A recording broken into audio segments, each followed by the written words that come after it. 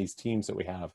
So today, this afternoon, we're really going to focus in on title and escrow because it's really, this is where I think a lot of people might not spend enough energy on or time thinking about how escrow can help you, not just through the transaction, but outside the transaction. So all this information that you're getting today is from First American Title.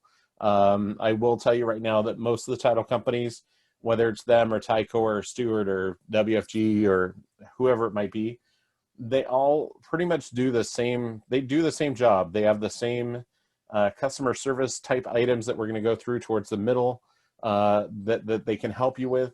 It's just maybe a different format. Could just be that you gel with one person or another at a different company. So know that you can use any of them. My suggestion at the beginning is to reach out to 2 or 3 different reps and figure out who you mesh with best. Because I can tell you right now, my reps here in Hillsborough and on the west side, they don't always mesh with every agent.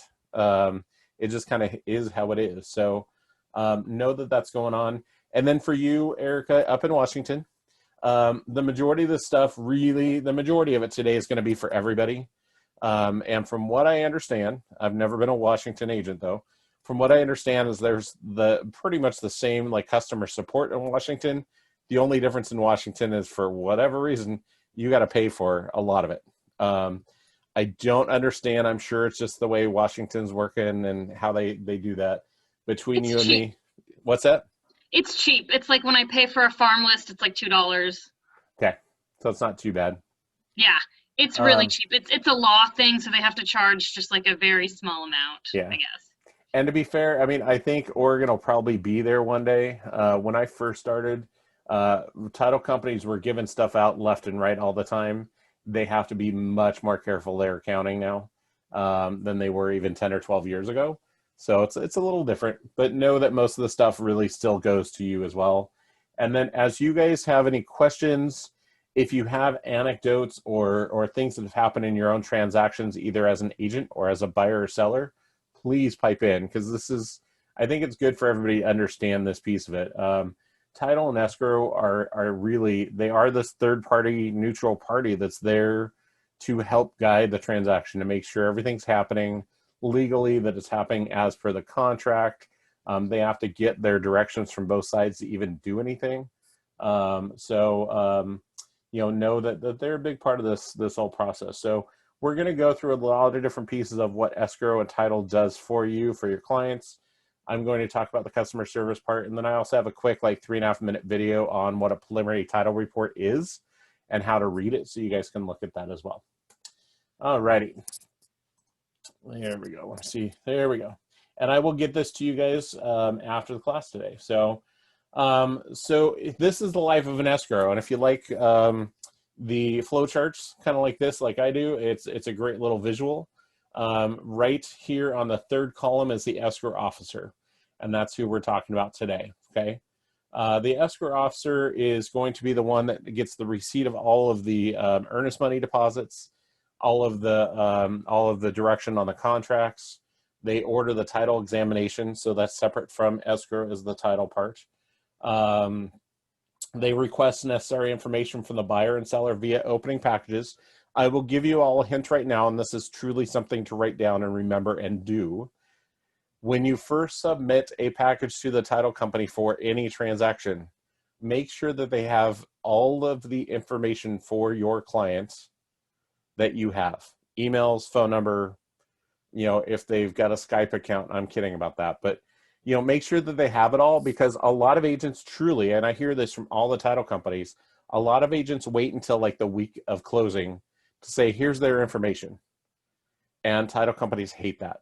So communicate the crud out of everything with the title officer, escrow officer, and get them the information ahead of time. On our in-house escrow forms that we do for commission demands includes the information for your client and everybody else in the transaction. So please just make sure you do that on the outset of a transaction, and they will love you dearly and they will do everything you have to. At some point, you're going to have to call in a favor to a title or an escrow officer. So if you work on that goodwill, you will feel really good about making that call when you need to. And it happens. I think last week during one of the classes, I talked about one of my agents having a listing where the buyer the day before signing found out that they were positive for COVID. The title company that they were already in the process of using basically said, we can't close this for you right now. We're going to have to wait until they're negative.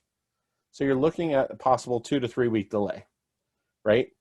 Another title company said, yeah, we would have taken it on no problem because we've got protocol and we can get it signed. So it's one of those things where, again, because I had a relationship with the original title company, I called one of their VPs and said, we need to fix this because this is not okay.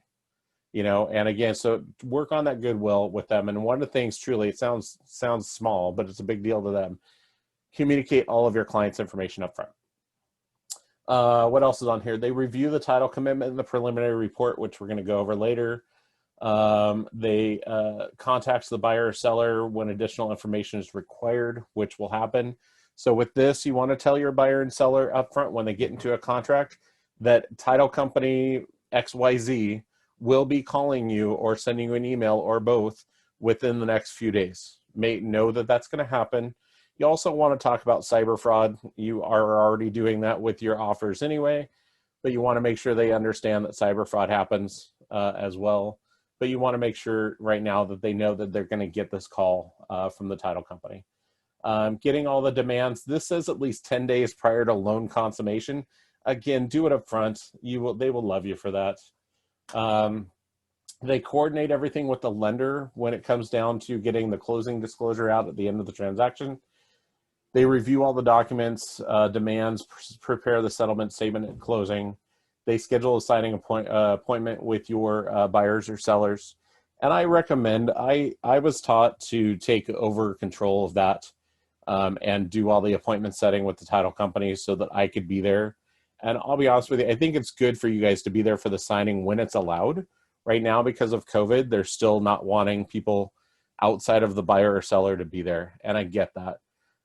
When we're able to do it, I would suggest trying to be there, but at the same rate, I'd say 80% of the transactions, all this stuff is happening so fast at the end that I usually just tell my buyers and sellers, title company is going to schedule it with you directly. Let me know when it is. I'm hoping I can be there, but I don't want to hold things up because of my schedule, right?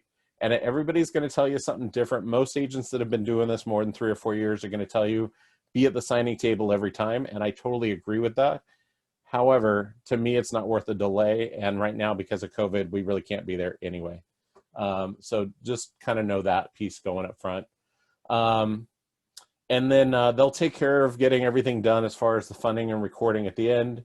And then they take care of that and get all the statements out and send off the commission checks to our admin and everything else. So with escrow, at the very beginning of a transaction, there's a flurry of stuff happening, right? They open the escrow up, they bring in the earnest money, they get the preliminary title report done, they get all the information, and then they work on all this stuff little by little. And the very end, it's a whole nother flurry of activity again with the lender, with you, with your buyer or seller.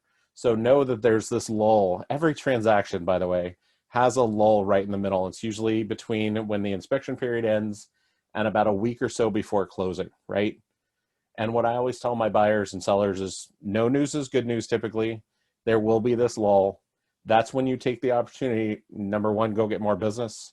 Number two, maybe ask them for a review at this point, right? You've already done a good job. You've gotten them through the inspection period. I think it's always good to ask for reviews, and it's always good to ask for referrals in the middle of a transaction. That might be a good time to do that. So know that that happens, and I think that's good. So any questions about this piece of it?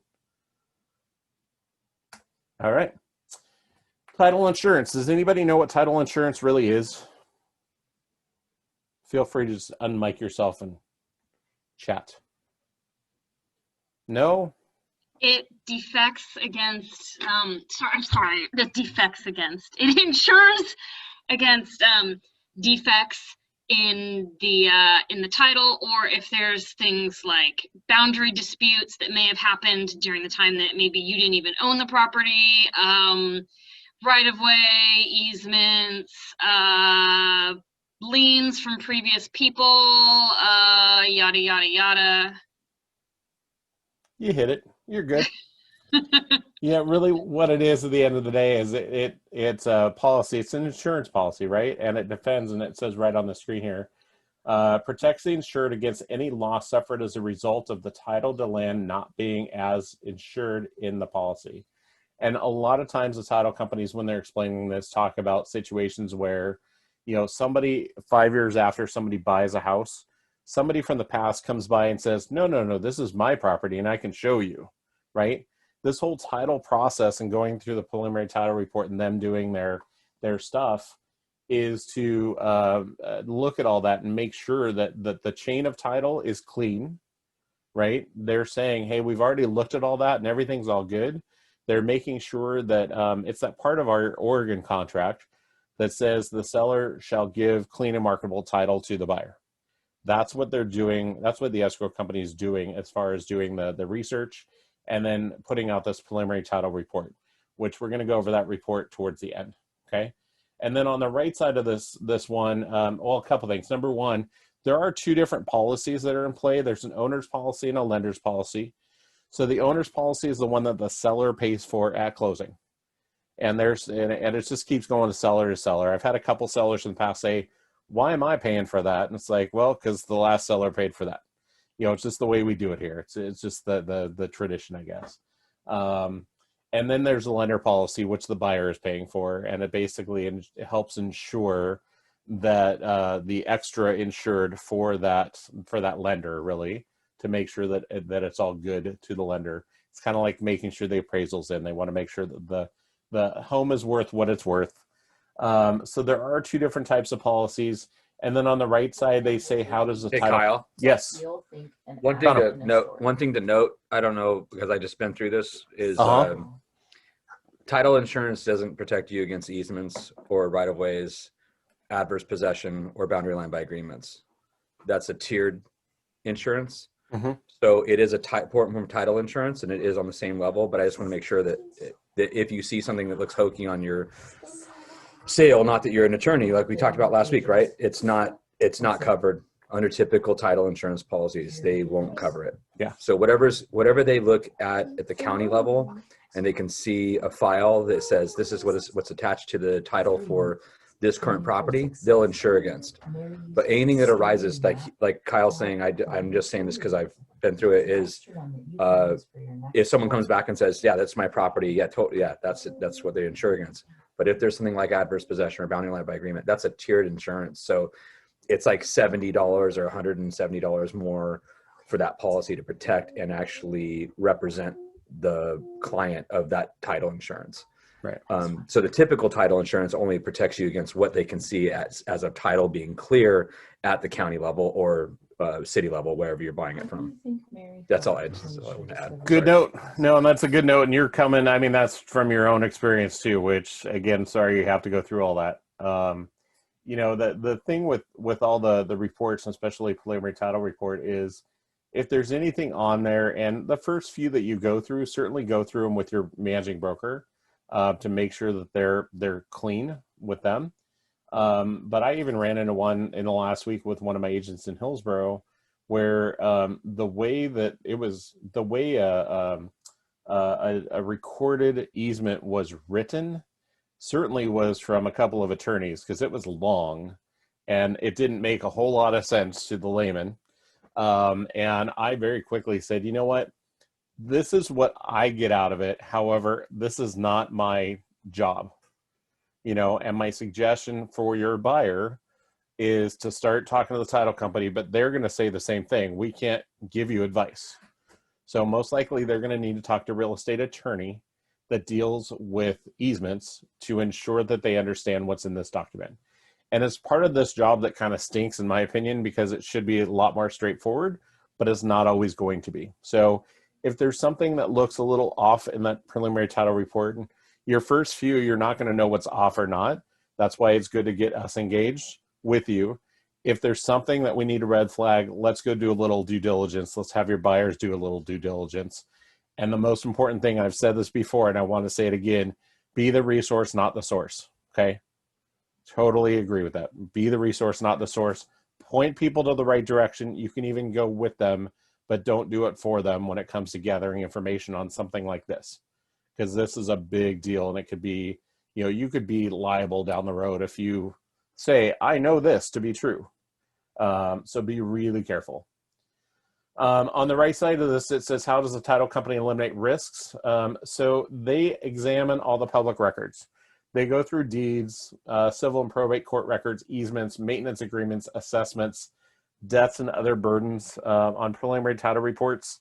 If somebody has a judgment against them, which includes, by the way, any recorded issues of divorce, whether it be like marital payments or it's child support, those will always be on a preliminary title report.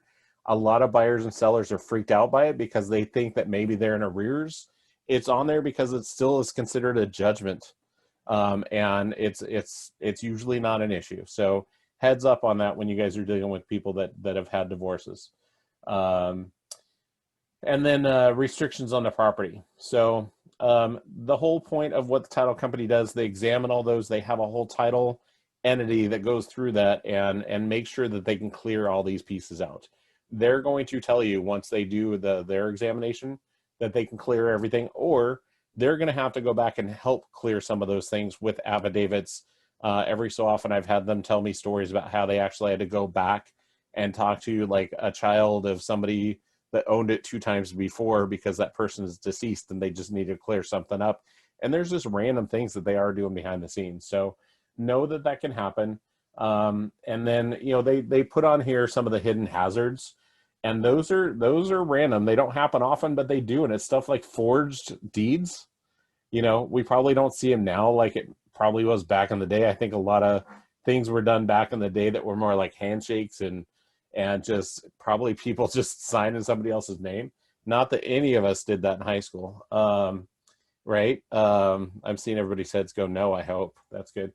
Undisclosed heirs, documents executed under an expired or fabricated power of attorney. Speaking of, if you guys ever have clients that are doing something, either power of attorney or a trustee or anything like that is involved, and it's not just the buyer or seller, you want to get your managing broker in it right away at the beginning, just to make sure that you guys are doing the right thing and the right people are involved. Talk to the escrow officer too, because they can help you kind of sort through some of that. The other thing too is keep in mind, if you're dealing with people that are elderly, and if they don't seem like they have the wherewithal to be signing, you need to kind of raise your hand and raise a red flag. Title companies are very well equipped at trying to figure out who's really competent enough to sign. So get them involved if you need to. It's super important. We're actually going to do a class at the end of October on people helping basically mom and dad buy or sell their homes, because elder abuse is a big deal, and we want to make sure nobody's doing that. So what else on here? Gaps in the chain of title, invalid divorces, which does happen from time to time. It's not just on the soap operas. And then fraud. So those are a lot of different things that can affect the title insurance, what they're looking for, the hazards. Just know at the end of the day, the title company's goal is to give you that clean and marketable title to be able to sell the property. All right. What is the title commitment or preliminary report? Again, we'll go through that in a little bit, but at the end of the day, that is their initial, here's all the information we have. We need to figure out, these pieces of it and what they call exceptions. And again, we'll take a closer peek at one towards the end. So know that we're going to go through that. And I, again, recommend the first couple that you do, talk to your branch manager, have them go through it with you so that you guys know what you're looking for and whatnot. We could sit here and talk about this for a full hour on a whole preliminary report. But until you're in a transaction and that one is in your hand, to me, we could train you upside and downside. But until you have that real one in your hand, I think is a different thing. What you're looking for on there, though, is just making sure that there are that there aren't any red flags, and if they are, ask.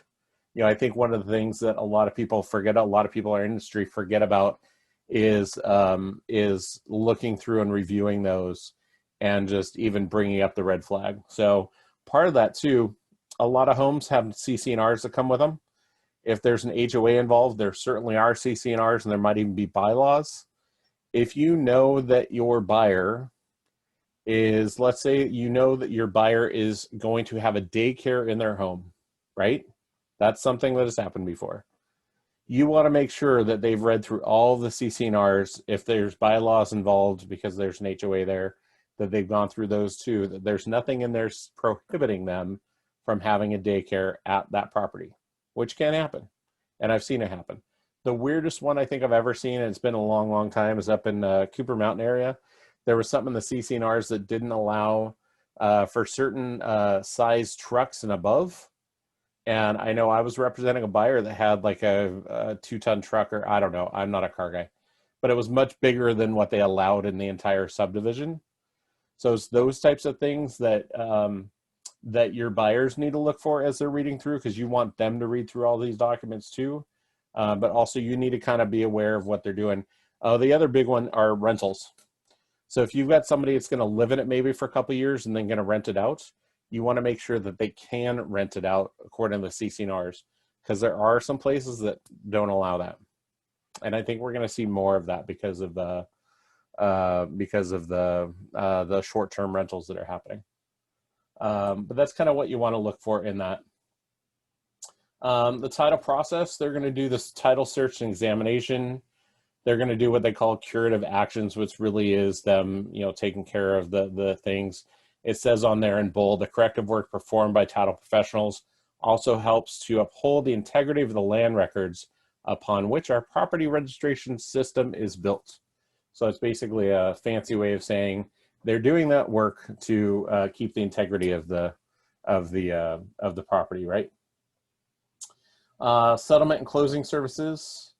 They're here to do all the settlement and closing. So it's getting all the money in and out and to everybody it belongs to, the mortgage companies in and out, the commissions, which is the most important part for you guys, right?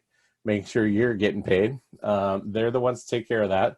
That's why you want to be nice to them and do the right thing with them. And then at closing, when they do the whole closing, which by the way, it's a little bit easier these days with electronic closings and recording.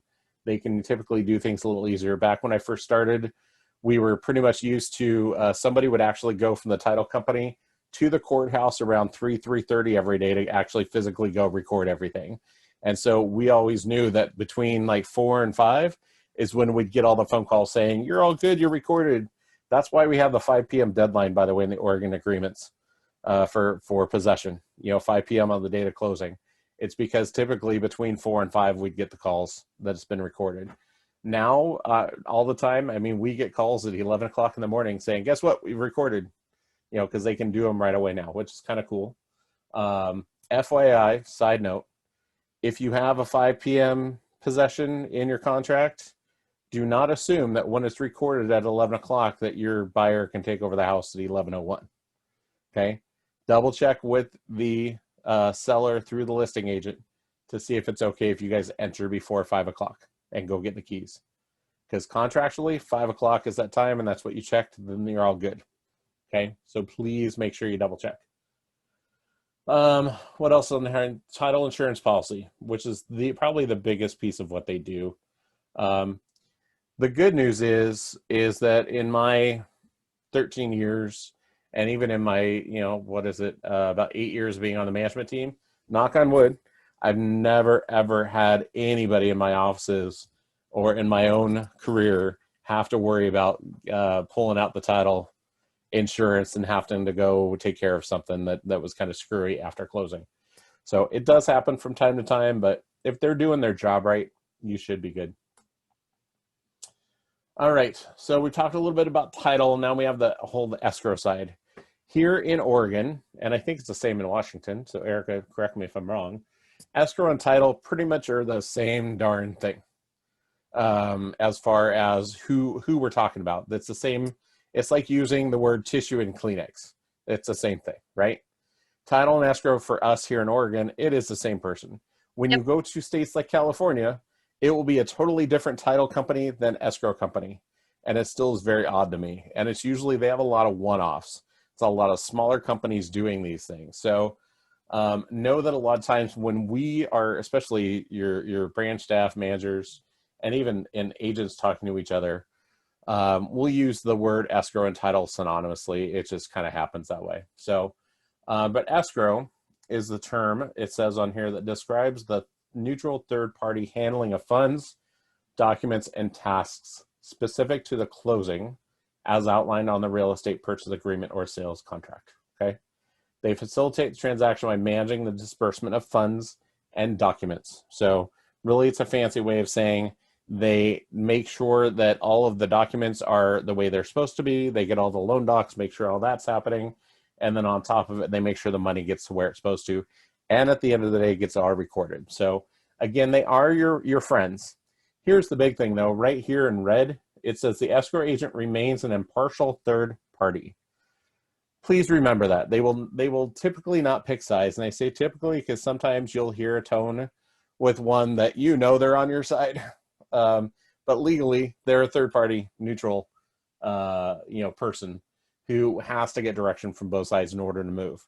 And where we see this being an issue sometimes is if there's a termination of a contract, and let's say the buyer believes they deserve the earnest money and the seller deserves the earnest, or believes they deserve the earnest money.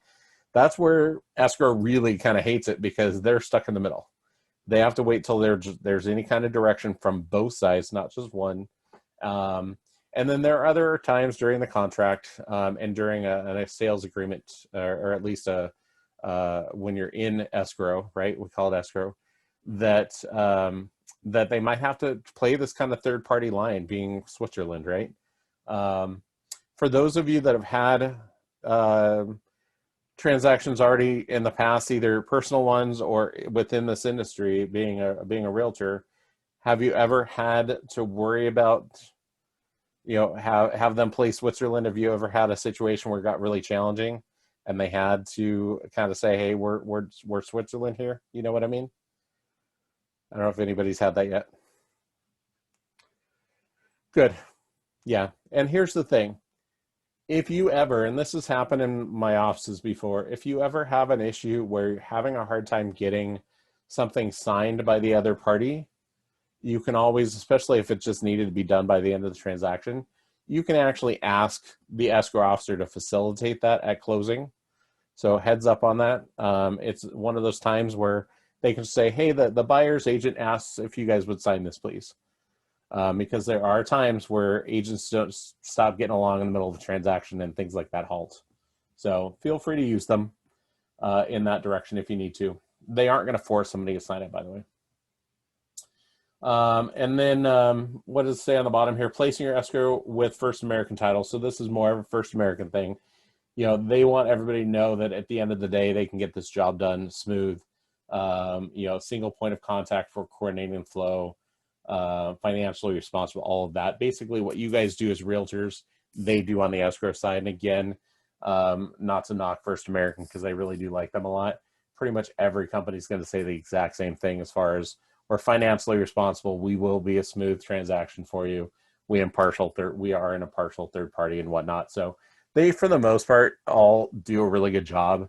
I will be honest with you and tell you all that once COVID hit, I'm noticing that out of the 7 or 8 main title companies that we have here in Oregon, and especially here in the Portland metro area, there's 4 that have been really, really good with things like getting us classes and keeping up with the agents and things like that. So I've seen a little bit more separation in the last 6 or 7 months of what the title companies offer, how they offer it, and whatnot. So again, my suggestion is, as you guys are starting to get in this industry, spend a little time with at least 3 different companies' reps, their title reps, because those are really important as well.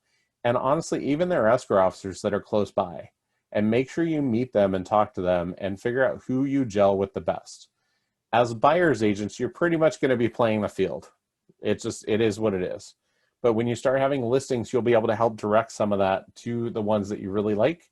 And believe me, your escrow people can keep you sane when you've got certain people to go through. As a manager, I love the fact that I've got 2 or 3 different people that I can call or email and just get like the real answers so that we're not playing a game with a transaction, or just to have some kind of idea like, hey, in the escrow world, what's your opinion on this, right? Because that is important as well, especially at that level. So that's a good thing. Escrow questions and answers. How is escrow opened? That's something that I have a lot of, especially new agents, ask all the time. So once you have an accepted sales agreement, right, what you want to do is make sure that you get all the contact information for that title officer, so that you know where to send everything. And then what you want to do is you want to send them a copy of the sales agreement, okay? They don't typically need a lot. They don't need the love letters and things like that. They really just need the contract. Any addenda that go with that, they'll need copies of. They're typically not needing a repair addendum, FYI. They're kind of like a lender in that regard. Throughout the transaction, you will also give them, if there's been a price change, a credit, anything of that nature, a closing extension, they need that addendum as well. But when you first open it up, give them a copy of the contract, and then you'll also want to make sure that your buyer gets them their earnest money, okay? And the reason I'm saying the buyer get them their earnest money is really because at the end of the day, the buyers are the ones that are responsible for doing that. I know we as a company have always said it's best going to the source, from your buyer to the title company, because then there's no chance of you ever losing that check, right? And that's kind of like not really company policy, but we err on the side of what happens if you ever lose that check. It's not good, and it doesn't make anybody look good. But I will tell you, the majority of the agents, up until COVID hit, would typically pick that check up from their client and walk it in themselves into the title companies. And that's okay to do. I still do it when I can, just because to me, that's that customer service piece, right? That I think they don't need to bother doing that. The plus we have now with COVID is that there are a lot more electronic ways to get that money to title companies. So Rochelle, Whitney, have you guys been able to have your buyers utilize the electronic forms? Yeah. Mine haven't yet. Okay. I've still done like in-person drop off. Okay. Yeah. Same for me too. I've done the in-person drop-offs too. So most of them do have electronic ways, and it's honestly just like depositing a check into your bank account. So it's really, really easy. The couple people I helped this summer did it via the electronic way. One of them was not even a techie and got it there, no problem. So it might be an easy way in the future to have this happen, if your buyers are okay with it. If not, though, if you pick it up from them, take it in, then that's good too. To me, I think it's good customer service to be able to do that. But anyway, so they need the earnest money, and they need the copy of the contract. Earnest money, by the way, needs to be in on time, please. And I hope we don't ever have to really say that, but it really does need to be in on time. Because even if it's a day late, that seller contractually could say, your buyer's not getting the house anymore. We're canceling the contract. And oh, by the way, I get to keep that earnest money now. And contractually, they could be kind of right. Does it happen? Not very often, thankfully, because usually if you know it's going to be late, do an addendum to extend that period for the earnest money. At the end of the day, just don't have it be late, right? Just don't do it. Get it in there right away. Like day one, you should be getting that check in there so that you're not playing a game, right? So it's super important to do that.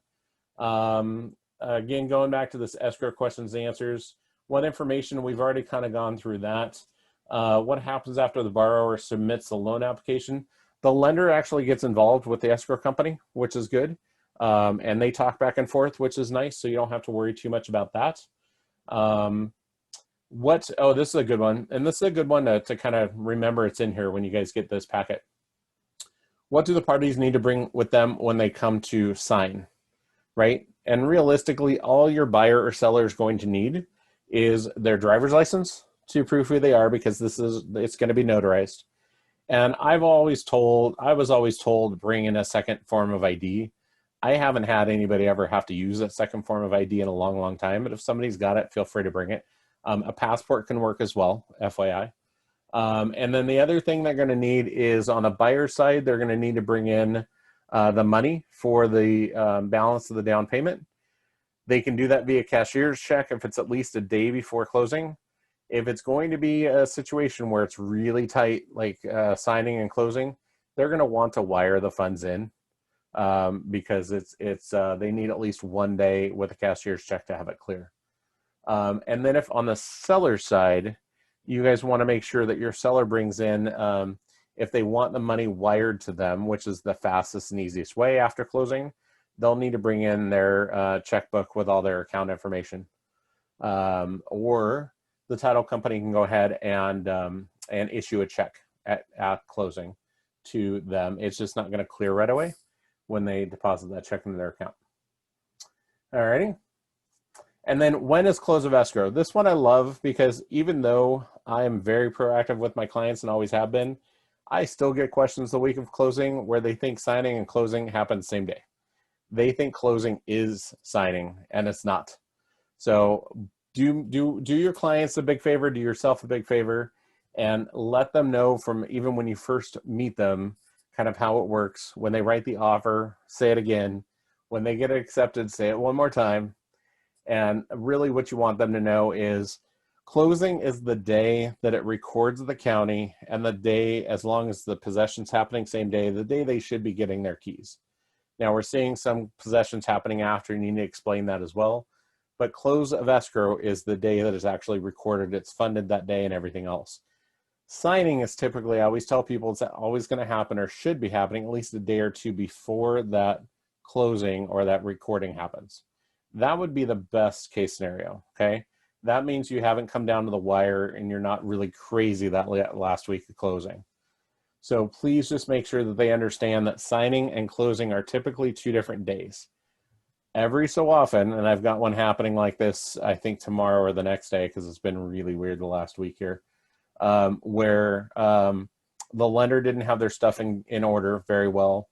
And so it's going to have to sign and close same day. And it's not comfortable for anybody to do, but it has happened. So, but if you get them prepared for signing and closing on 2 different days, that's a good thing. The other thing too is a lot of people think that that day of closing is the day they need to take a day off of work to go sign.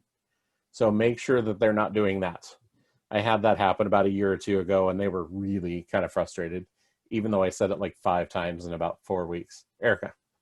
So my question is, when we're working with a buyer client, is it our responsibility to remind our clients, hey, you need to bring this much to closing, or is it the escrow officer's responsibility to tell our clients what to bring? Like so I'm only saying this because when we bought the house that my mother-in-law is living in, we did that 1 day closing, we signed, closed, and we set up the wire while we were sitting in the escrow officer's office. So, in retrospect, I'm like, so who should have been, on top of us so that that didn't happen? Everybody is the right answer, to be honest with you. Okay. I make an assumption, even though it might be a title company and escrow officer that I absolutely love and is great about being proactive and always does a great job, period. I know that we all have our moments and all have our days and things happen. So I really kind of come to the table with the idea that I will do everything I can to set the expectations up with my client, buyer or seller, throughout the entire transaction, especially that week of closing. Remind them what they need to bring. Remind them that the day before, or possibly the day of in this case, we will get that final number that they have to bring in or wire in. Mm-hmm. I don't know it that day. We won't know it. It's just something I can't control. And then with the idea that I would also suggest, like a week before closing, get in touch with your escrow officer and say, hey, I've already kind of prepped them of how all this works. But if you could do me a favor and just remind them what they need to bring, remind them how much they need to bring in, remind them of all these items, it'll at least, you can say, I did my job, right? Yeah, I think as the buyer, I was expecting a lot of that to come from our agent and not the title company. So we didn't get a phone call reminder. We got like some maybe email reminders from a transaction coordinator who wasn't our agent. So that's how we ended up just doing it all the same day. So as an agent, I will make sure that I keep in touch with my clients, day or two before all this is supposed to happen so that they know what they're supposed to do. Yep. And what I would suggest is when you get into a contract, go into your calendar, whether it's hard calendar or an electronic one, and put in all the dates of the transaction. Everything from when your earnest money is due, your inspection period is over. I even put, if it's a 10-day inspection, I put day 6 of the inspections on my calendar, so I know on my calendar we're halfway there, right? And if we're not already done our inspections or even starting to negotiate repairs, then I should be going, oh crap, what's happening, right? So it's that good reminder. I always put in, then when I do that, I always put in the closing. I put in the couple days before that, signing question mark, right? So that I know whether or not we're signing. 3 days before that should be your closing disclosure, because that's really that first notice that you're in the process of closing. And if you don't, that closing disclosure needs to be issued 3 days, 3 banking days prior to signing, right? And so if you don't have that, let's say you're closing on Friday this week, right? Today is Wednesday. If the CD's not out even by yesterday, it ain't closing on Friday, right? If it goes out today, they cannot close legally on Friday. It would have to be Monday. And so that's your first thing. Put that in your calendar, and then put in a couple of lender check-ins, just so that you keep on top of everything. But a lot of that is just making sure you just remind the credit out of your client and just assume that nobody else is going to do it, right? And then you can say you've done your job. And here's the best part. You end up, no matter what, you end up being the good guy, the hero, especially if there is a problem, you end up being the hero. And everybody will love you and they'll refer you more. I mean, really what it boils down to. Here we go. Communication is the key. Erica didn't even know that was coming. Neither did I. Just kidding. Communication's huge. And I will tell you right now, the majority of the agents do not communicate well with their escrow officers. Some of the escrow officers are not great at communicating. I love the ones who get back to you after they've looked over the entire contract and done their own review and tell you everything that you already knew, right? Because at least you know, hey, we're all on the same page, right?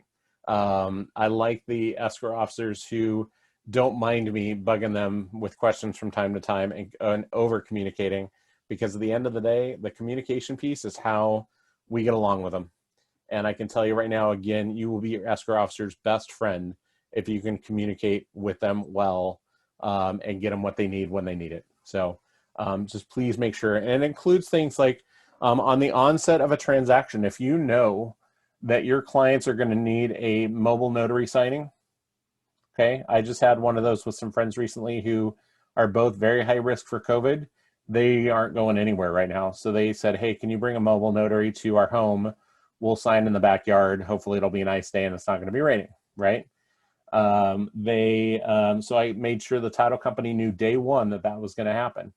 And they put it in their notes, so they knew about it. If there's a power of attorney, if there's anything weird about the transaction, let your client or let the escrow officer know.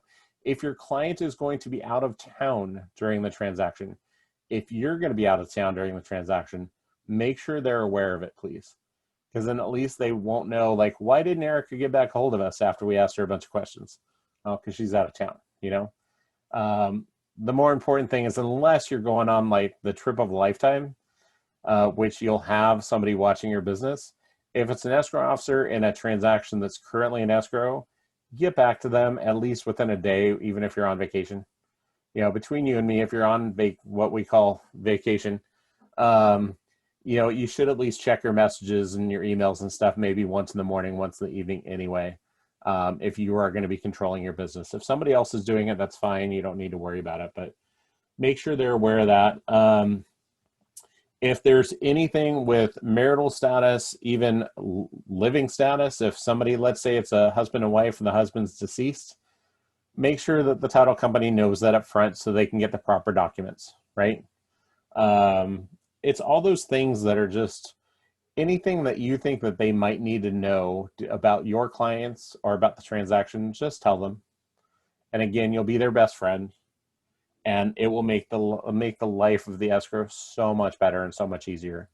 The title companies constantly, when I'm talking to the escrow officers, are constantly talking about how they just learn about stuff after they should have, and it's frustrating for them. So The very first one here too is interesting. Are the principal's names common, misspelled, missing middle initials are shown as nicknames? Make sure that in the contract when you guys are writing them, that's how everybody wants them on the deed. They want them on title. It's the same on the mortgage.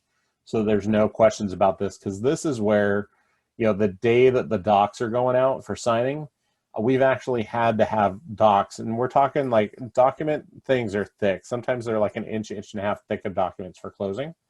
Sometimes those all have to be scrapped and redone because somebody's middle initial wasn't in there. And I know it sounds odd, but again, if you're that realtor that seems to always forget to tell the escrow officer that, they're not going to like you after a couple times. So be really careful and make sure you're communicating as much as you can. How much of a full name should be on title? Like, for example, I have 2 middle names. And so, like, should my full, 4-word name be on title, or should it just be my first name and last name? I usually recommend to people, whatever you're going to have on the mortgage should match what's on the contract. It should match what's on the deed. Okay. So is there any reason? I'm just trying to think from a legal perspective, should we have our client's complete and full name on title? Not really. I mean, most of the time, honestly, the majority of the time I'll see first, middle initial, last. And that's kind of the norm. Okay. But it really depends on how people, again, if they've already submitted, most of them, by the time they come in, you've already talked to somebody in the mortgage world and already submitted their loan app anyway. So I would just say, hey, what's your name as it is on the mortgage? Or ask the lender that, because then they can tell you for sure and just match it all up. That's what I would recommend. I don't know if anybody has anything else to say on that, but that's what I would recommend. Okay. Let me see. This is a little bit about deeds. Did you know? Did you know that the essentials for a valid deed? This is what they look for. Instrument must be in writing. Parties must be properly identified. Grantor must be competent to convey title. Again, if you have a seller that might not be completely competent and you're not 100%, title companies can probably help you determine whether or not they're competent to convey the title. They've been there, done that many times. Property must be adequately described, and I'm not talking about the 3-bed, 2-bath, mid-century modern. It's the actual legal description, which most of the houses you sell, it's maybe like 6 or 7 lines. And then you get ones like, I live on a flag lot. It truly is about 2/3 of a page because it's just a weird size lot. There must be words of conveyance in there. The deed must be signed by the grantor, must be delivered, and must be accepted. So that's all what they're looking for. And this is kind of getting a little into the weeds, but know that all that's there. The good news is that the title company is the one that gets to go through all that. You don't have to worry about doing that. This is what their title report is for, okay? And then in Oregon, in order to record a deed, must be properly acknowledged by signing the document in presence of a notary. So that's why, they're either doing it at the title company to send a mobile notary out. You will start seeing a little bit of change on this because Oregon finally this year, especially with COVID, has allowed what they call RON, which is remote online notarization. The title companies right now still have not figured out how they're going to do it legally completely yet. So I think we're still months away from having that really happen.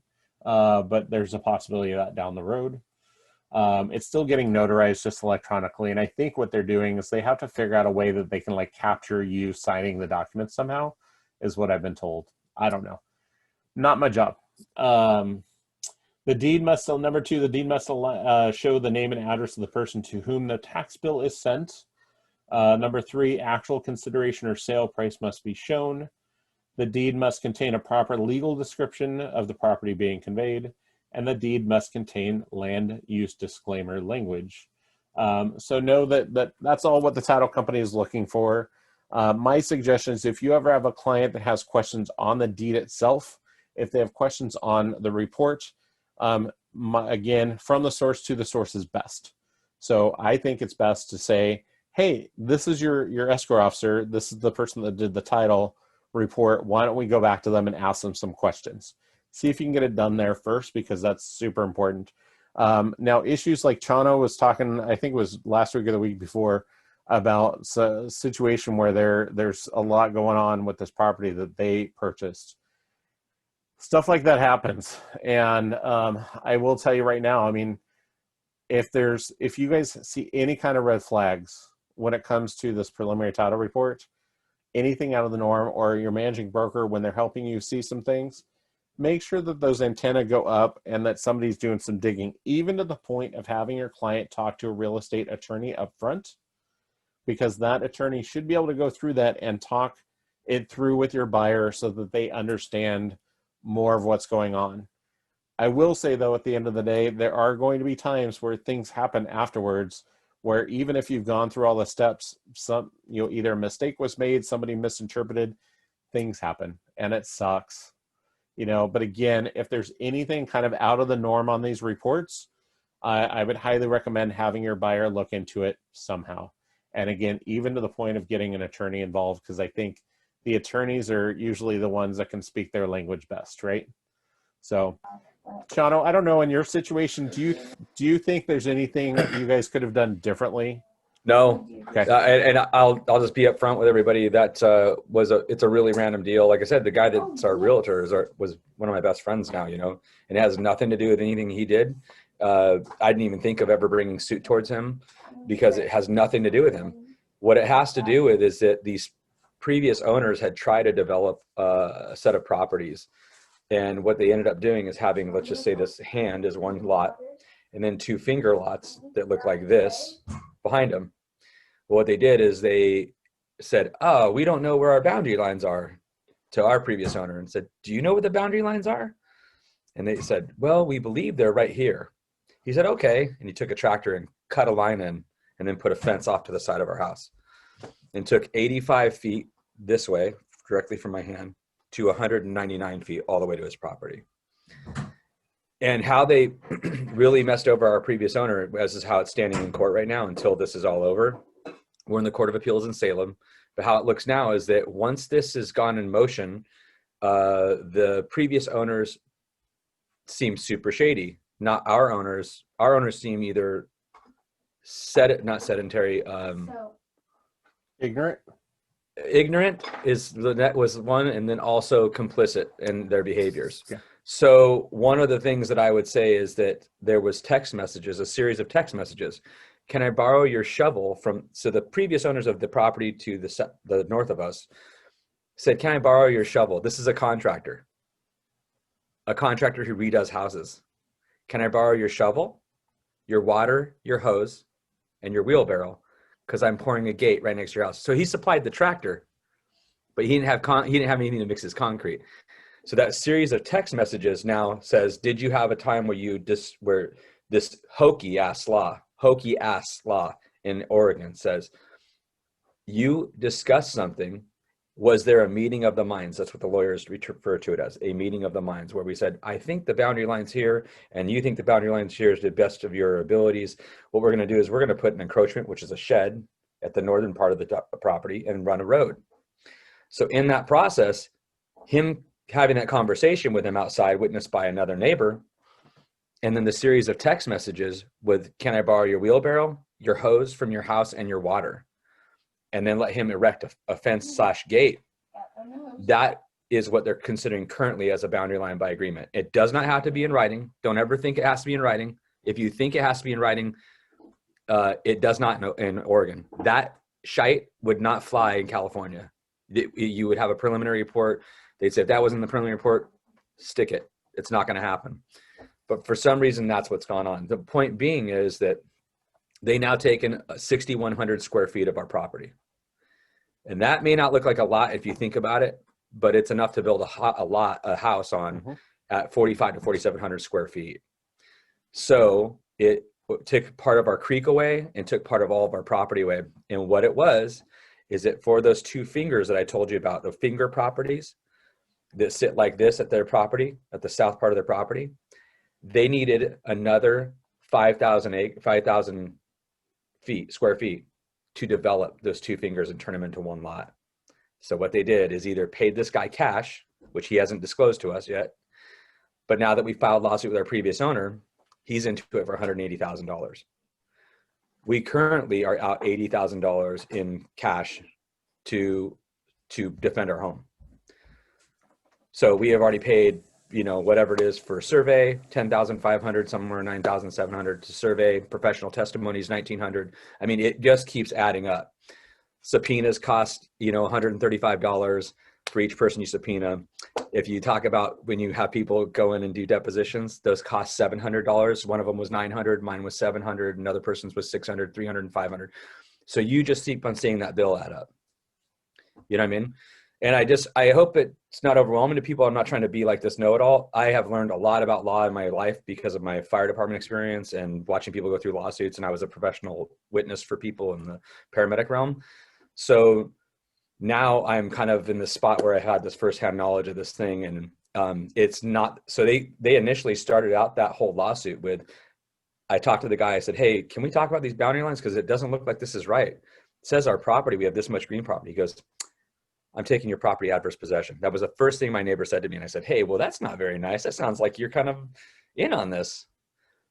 So from that point on, it's been contentious where there's drive-bys stopping in front of our house, watching us, through our kitchen window, but because you can't do anything about them driving on a regular road.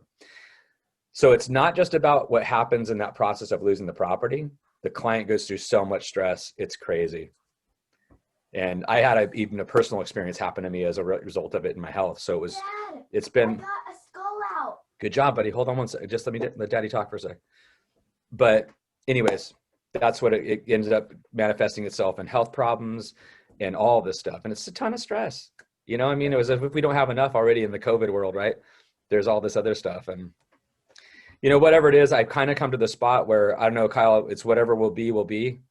I'm going to get my pound of flesh from somebody. And that's how I've always, you have to do it that way. And initially you're so angry at what's happened, but then you find out even the owners, they're all in on it together because they were trying to develop this property. So they've already bought contractors out here to start developing the property, even though there's another appeal going on. Wow. So it's crazy. Anyways. Sorry, you got to go through that. In kind of this realm, it's, I think, good for everybody here that, things are going to happen sometimes, even with all of these layers in there. You're going to have some of that happen from time to time. The good news is, and I probably doesn't make you feel any better, Chano, but at the number of times I hear stuff like this happening are very few and far between. And so that's a good thing for all of us in this industry, right? And one of the things is that there's a seller's disclosure statement that you guys are probably familiar with. And it says on 51B and 52B, I believe, it says, is there any boundary line disputes, any boundary line by agreements? Is there any adverse possession? Is there any kind of easement appurtenant, anything that not appurtenant, but easement in gross or whatever for this property? So they both signed, both the owner from the north, who is encroaching all the property, and our owner said there was no boundary line by agreement, but the court still upheld that there was a boundary line by agreement. So go figure that. Yeah. That's a huge, and that's what now what this becomes is it becomes case law.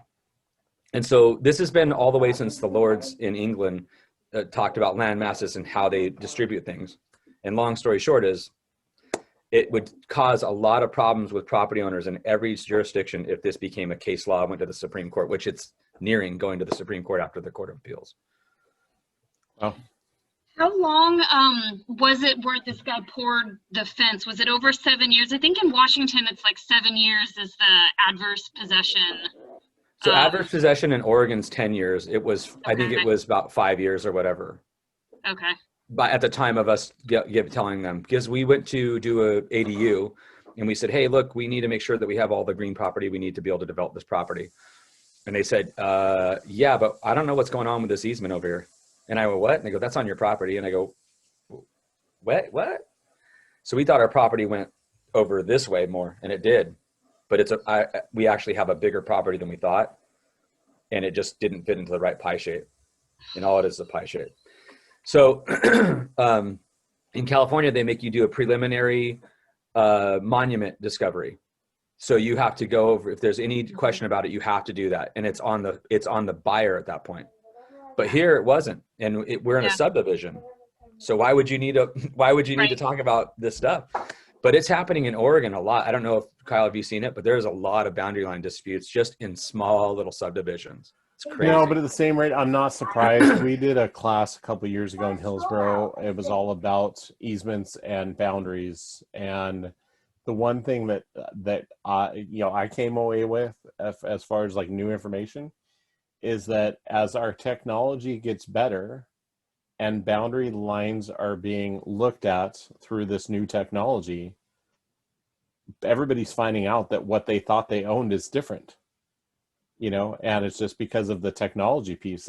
And sometimes it's different just a little bit, but the same rate you take even, I forget who it was. There's an author that talks about, this, if you're in an airplane and you veer off just 1 degree from the flight plan, when you get to where you're going, you're going to be pretty far away.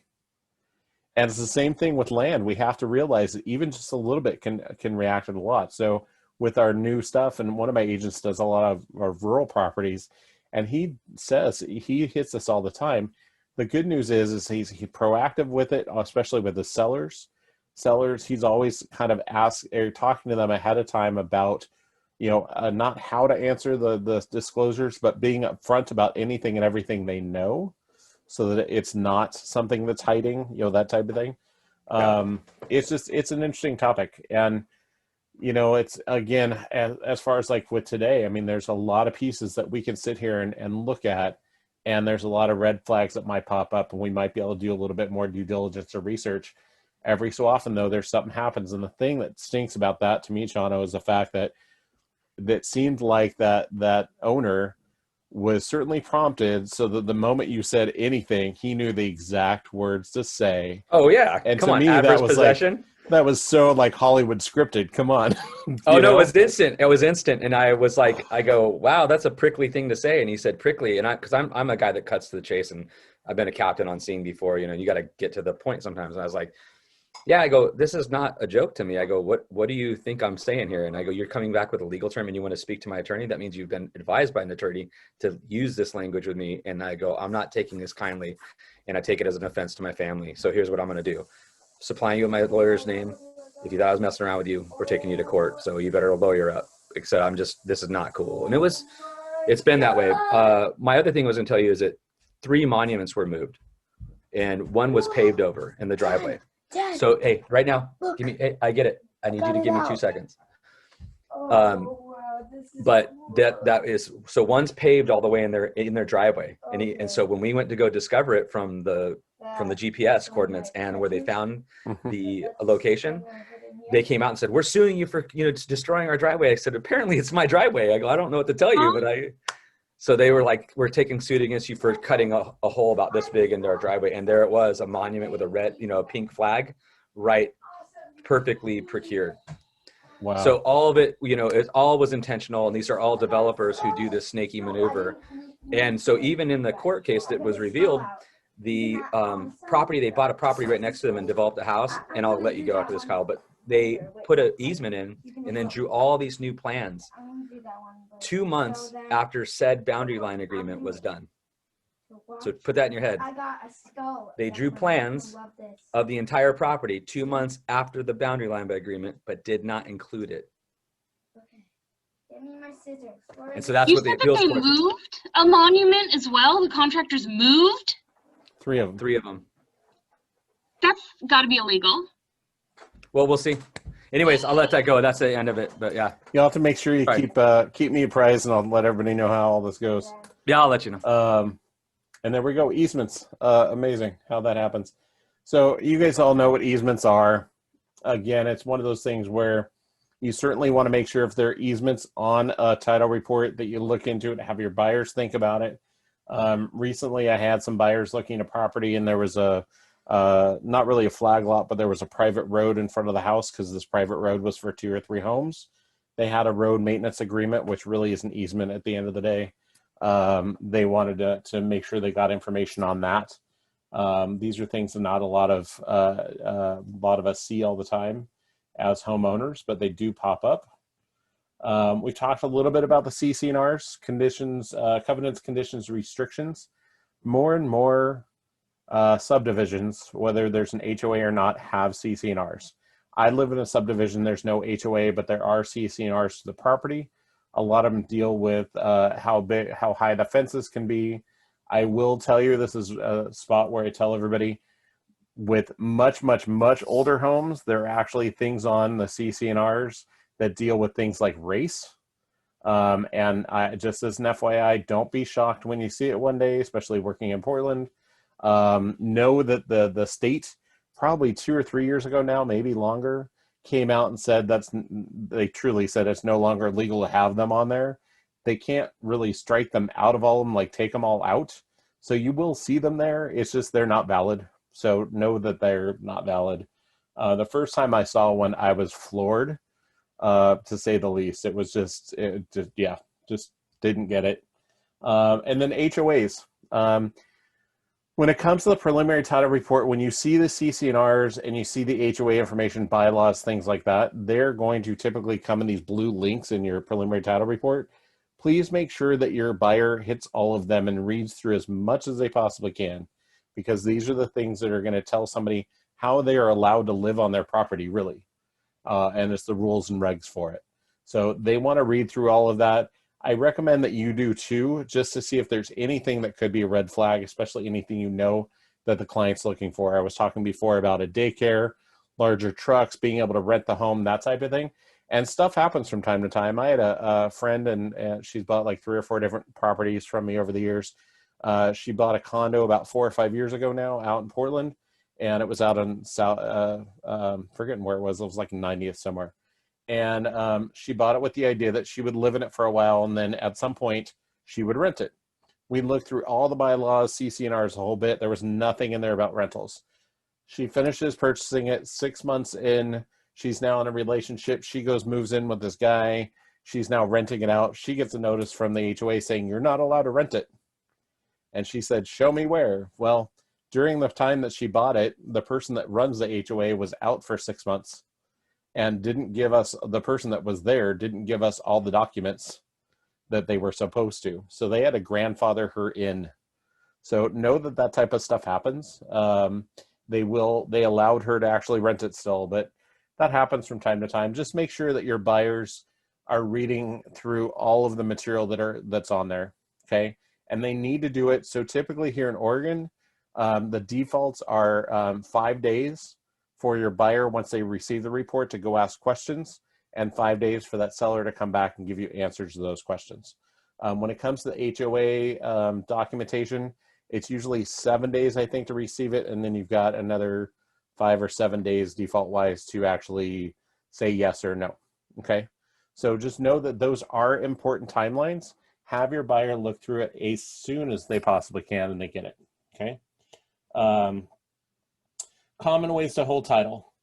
I'm not going to talk much about this because you guys all just went through your classes. You should know what most of them are.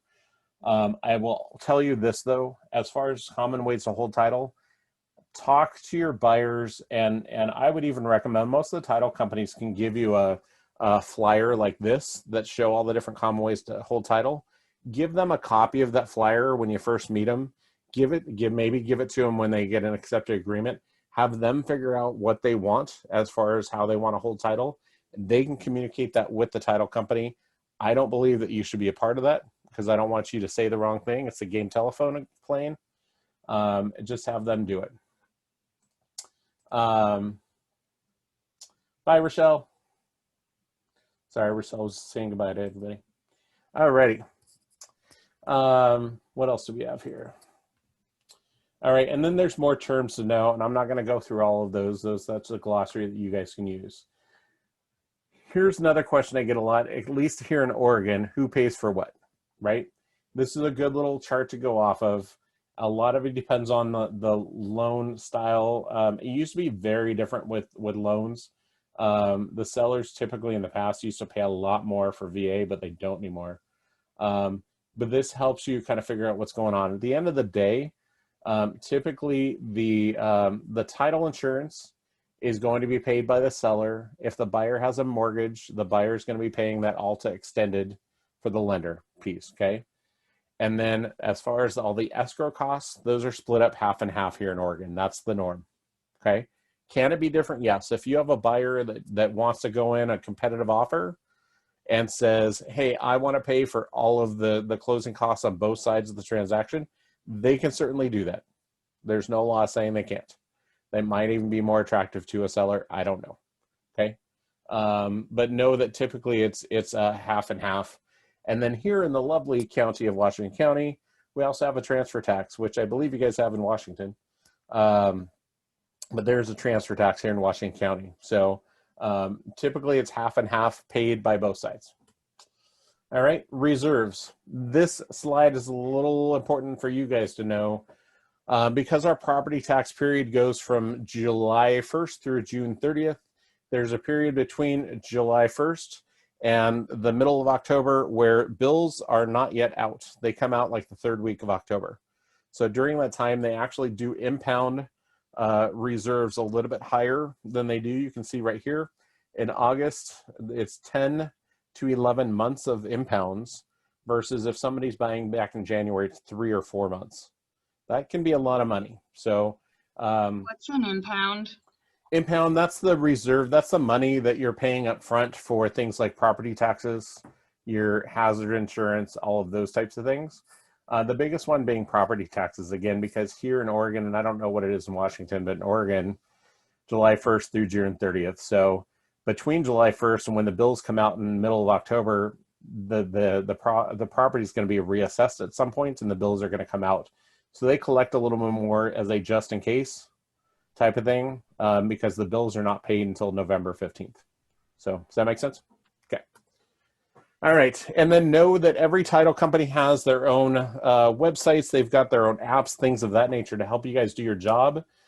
This is First American's app. And I did actually, you guys can start seeing movement on this. This is me kind of playing around on my phone with my First Am app. And I was able to actually pull up my neighbor's house so you can get all this property information on somebody's house anywhere that you are at any point, which is kind of cool. So you can see everything that you need to as a realtor and as a stalker.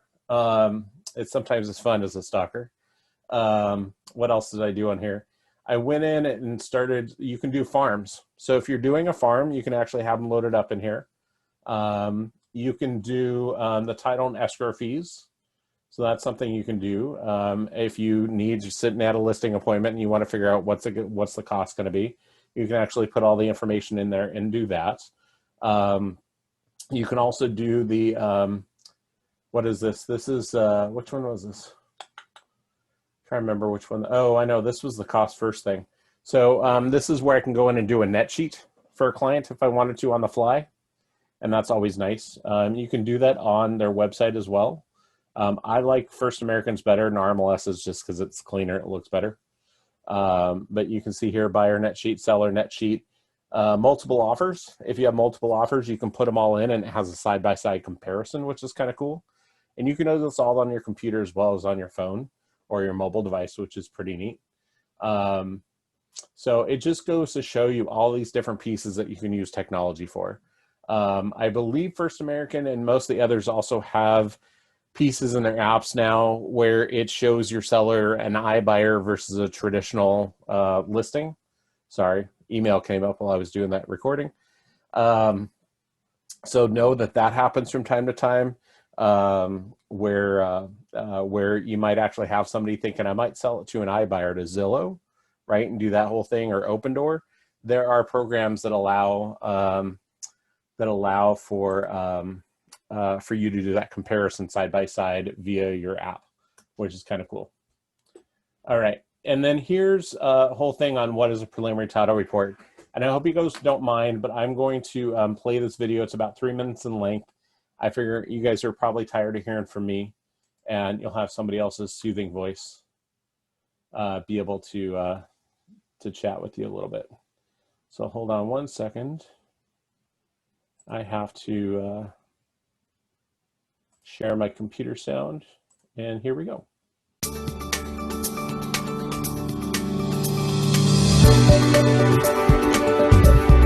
guys can hear that?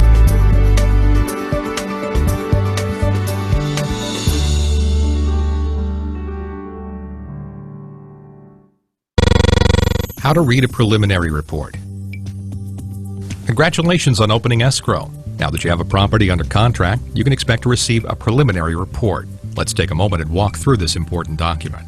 A preliminary report is an offer to issue a title insurance policy. This offer will be effective as of a certain date and time and will describe the terms on which a policy would be issued. In a transaction involving a purchase with a loan, 2 title policies will be issued at close of escrow. One policy will be issued to the new owner and the other will be issued to the new lender. For more information about title policies, be sure to watch our video, What is Title Insurance?, which is available at www.firstam.tv. The preliminary report will state the name of the owner of record. This should be the seller's name. If the name listed on the report doesn't match the name of the seller on your transaction, contact your escrow or title officer. Next, the report will indicate the form of the owner's interest in the real property. This information is contained in the statement of vesting. Fee is the highest type of ownership interest an owner can have. In some transactions, the interest might be a leasehold estate. Next, you'll see a reference to the legal description of the property. The actual legal description is typically included in a separate schedule. There may also be a plat map or assessor's map illustrating the location of the property. Finally, the report will reflect the exceptions. Exceptions are matters that will not be covered by the title insurance policy. Any transfer or encumbrance of this property will be subject to these exceptions unless the steps necessary to eliminate them are completed. All properties will have exceptions, so let's go through the most common ones. Real property taxes will always be listed as an exception, and the report will reflect the amount and status of taxes affecting the property. Covenants, conditions, and restrictions, or CC&Rs, will often be listed as exceptions. These are rules and regulations that must be followed by every homeowner in a covered community. For example, these rules may indicate whether or not you can park on the street or what color you can paint your house. Easements may also be listed as exceptions. An easement is a right or interest that another party has in this property. For instance, a utility company may hold an easement to access the property for installation and maintenance of equipment, or a neighbor may hold an easement to cross over your property to obtain access to their property. If there's a loan against the property, a deed of trust will be listed as an exception on the preliminary report. The loan secured by this deed of trust will have to be paid in full in order to obtain a release of the deed of trust and issue a title policy. Typically, these loans are paid through escrow at closing. Other exceptions that may appear on your preliminary report include mechanics liens, bankruptcies, personal judgments, or notices of action. A notice of action is also called a lis pendens and means that a court proceeding involving the property is underway. If you see any of these items or if you have questions about your preliminary report, you can contact your escrow or title officer. The last section will have additional information notes which may include a statement of taxes, information about any recent conveyances, and the wiring instructions specific to your transaction. Every title insurance policy will also contain exclusions from coverage. While the exceptions we just discussed are generally matters related to the subject property, exclusions are pre-printed limitations on coverage that are included in all policies of the same type. There will be an exhibit to the preliminary report that will list the exclusions applicable to the various types of policies. Remember, buying a home is a complex process involving many steps. Your escrow officer is there to answer any questions you have regarding your title commitment or other steps within the escrow process.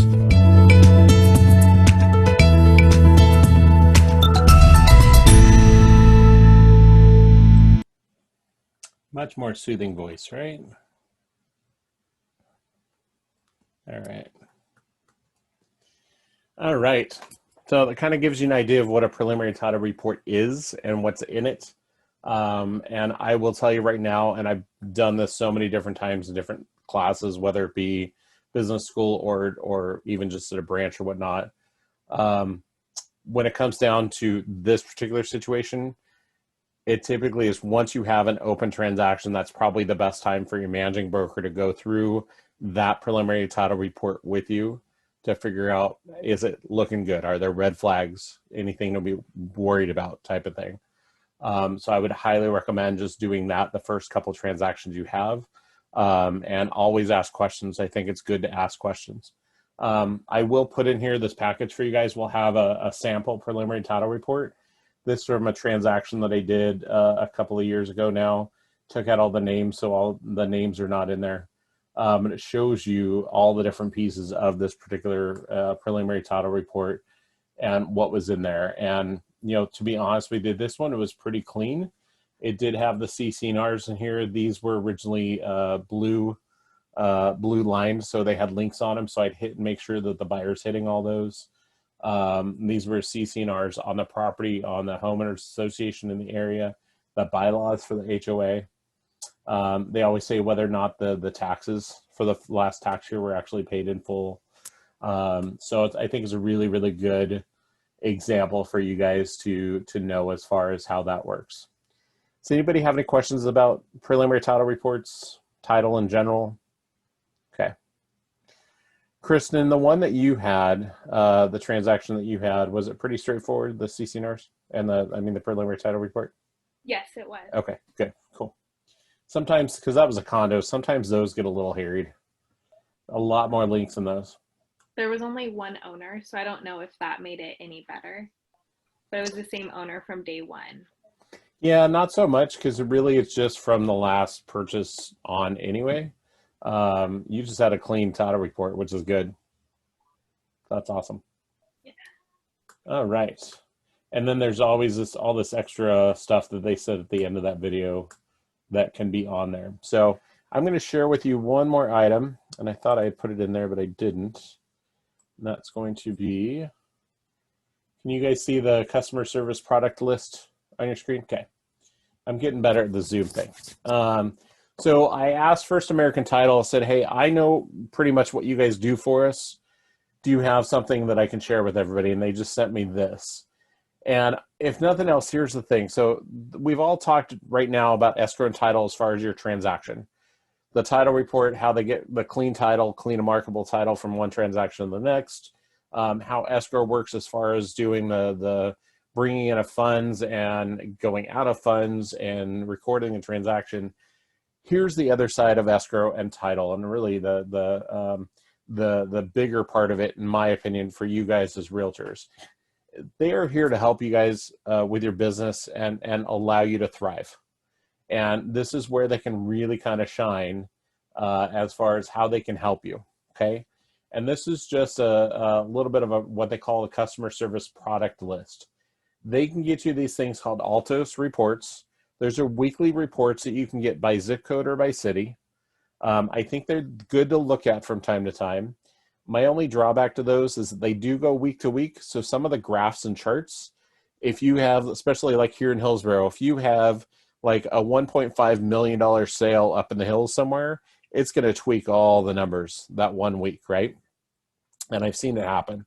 So I tend to kind of read through them a little bit, but I don't see them as the law. Buyer books, when you guys have listings, or even with your buyers purchasing property, you can ask for these buyer books, and it's just a lot more information on the home that the title company can package for you to give to your buyer. And it's just a nice thing that they can do to make you look better. They can get all the CCNRs and bylaws for you. Comparable sales between you and me, don't use their comps. They're not worth it. And I say that only because they're going off of tax records. You might as well just go to Zillow, to be honest with you. So do your own comps. They have these market profiles, which includes a lot of information. I think those can be good. Demographics. Those are great, especially when you're doing farms. You want them to help you kind of vet your farm, making sure everything works as far as price point, years, the turnover rate, things of that nature. We've talked about those in the past. Labels. They can actually help you with address labels, especially during the holidays. They can get you a bunch of return address labels. Even for all of you guys, if you haven't set out your introduction letter yet, or if you're maybe going to do another marketing campaign, they can get you some return address labels typically. They can do just listed, just solds. They can help you with your farm labels, so that's kind of nice. What else can they do? Maps. They've got a heck of a lot of maps at your disposal. A lot of them are online. So if you're a map geek, this might be a good thing for you to do, to ask your title officer for that. Recorded documents, taxes, utility providers. For every transaction you guys have, ask your title company to send it to you to get to your buyer a copy of the utility providers in that area. It makes you look good. You know, it's nicely done. It's not just you sending a bunch of phone numbers and whatnot. It's a nice list. And then they have different weekly lists for sale by owners. If you're going to go down that route to prospect for sale by owners or foreclosures or whatever it might be, they can get you a lot of these lists. Okay. It says zoning definitions on here. I can honestly tell you, don't know what they mean by that. But here it is. At the end of the day, the title companies are really here to help you guys thrive in your businesses. So don't be afraid to ask them for help. Don't be afraid to ask them, hey, can you do X, Y, or Z for me? I'm going to stop sharing my screen here. We've had a lot of agents in the last 6 months ask for products like booties because we're going through a lot more of them with COVID than we ever have, you know, and a lot of them will do it. They do have to be more careful now than they ever were. And luckily we're not in Washington where they charge you for everything. Sorry, Erica.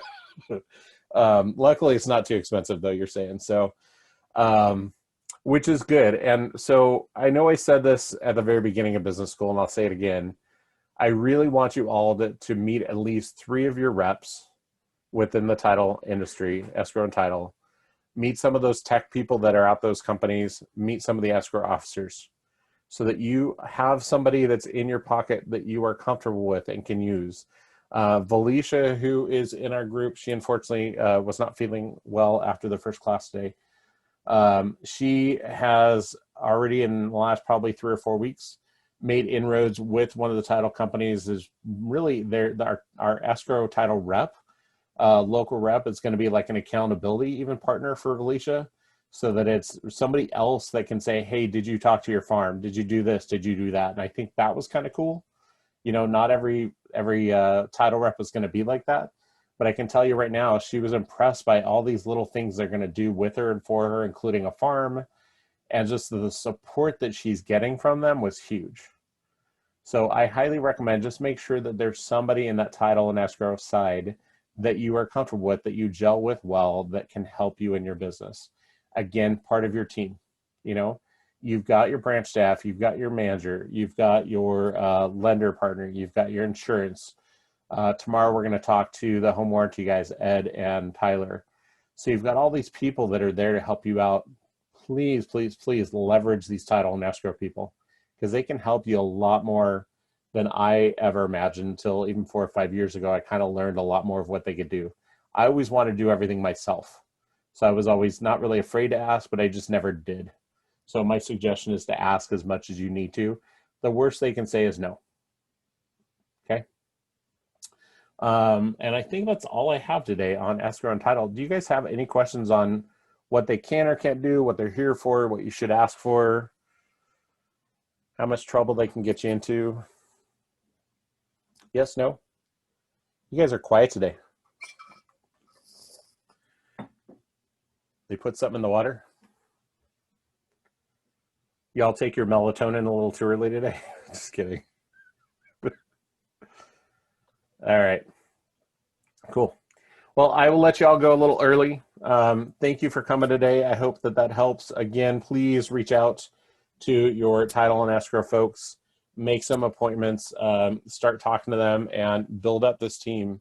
Because I will tell you right now, the ones that have taken the time at the beginning to build their team and have that secure team typically end up more confident out in the field. They're getting more productive purely because they have those people behind them. And you're not so alone. And to start with too, Whitney, I think, was the one that said it earlier, and I love this. I never even thought about this, but everybody you see in the screen here today, this is part of your team too.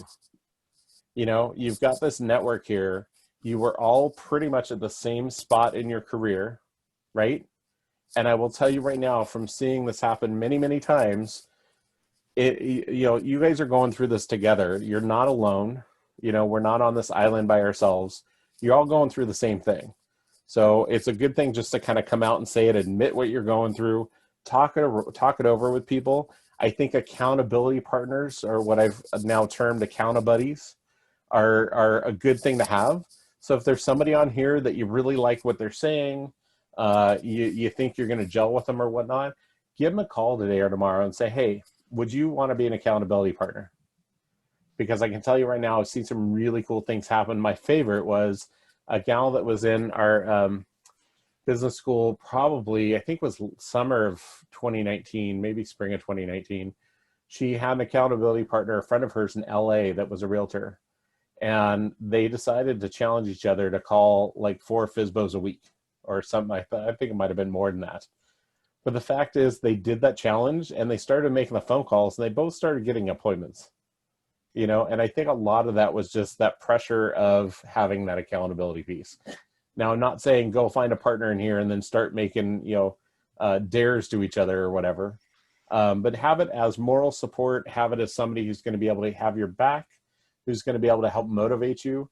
Because I'll tell you what, we all wake up certain days not wanting to get out of bed. We all, you know, decide, you know, we know we need to call 5 people today, but we really don't want to pick up the phone. You know, what if they say yes? I've had people say that. What if they do say yes? What do I do? Well, you know what? You've always got me, no doubt about that.